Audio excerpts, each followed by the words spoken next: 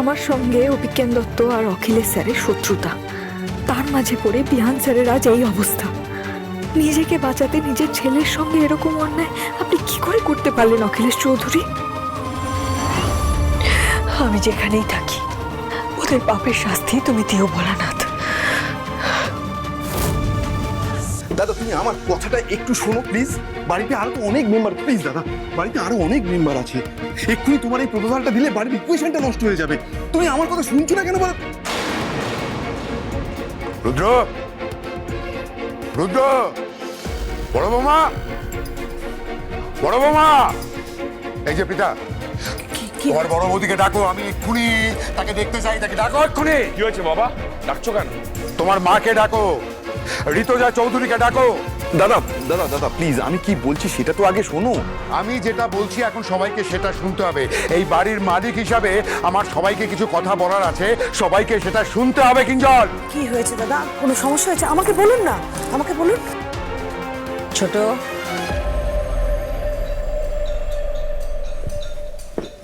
চিন্তা করিস না, কি বলছে শুনতে দে না। সবে তো বলা শুরু হয়েছে, এখনো অনেক কথা বলা বাকি আছে অখিলেশ চৌধুরী।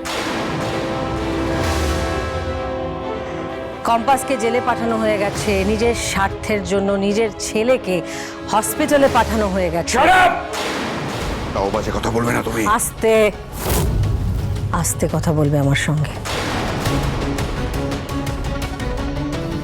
চিৎকার করে আমার মুখ বন্ধ করা যাবে না অখিলেশ। তুমি খুব ভালো করে জানো যে তুমি সব দিক থেকে ফেঁসে গেছো, আর এই যে এত আস্ফালন, সেটাও বেশি দিন টিকবে না। আরে কি বলছো কি তোমরা? সত্যি আমি বুঝতে পারছি না। বৌদি আমাকে একটু খুলে বলবে প্লিজ। দাদা বিহানের কেসটা কি হয়েছে তুমি কিছু জানলে আমাকে খুলে বলছো না কেন? আমাদের বাড়ির ছেলেটা, আমাদের সবার প্রিয় বিহান, ওই অবস্থায় হসপিটালে পড়ে রয়েছে। ডাক্তার এটা টেম্পোরারি ফেস বললেও কবে কোমা থেকে ফিরবে আমরা কেউ বুঝতে পারছি না। আর তার মধ্যে তোমরা এসব কি নিয়ে ঝগড়াঝাটি করছো বলো তো? মেঘমালা,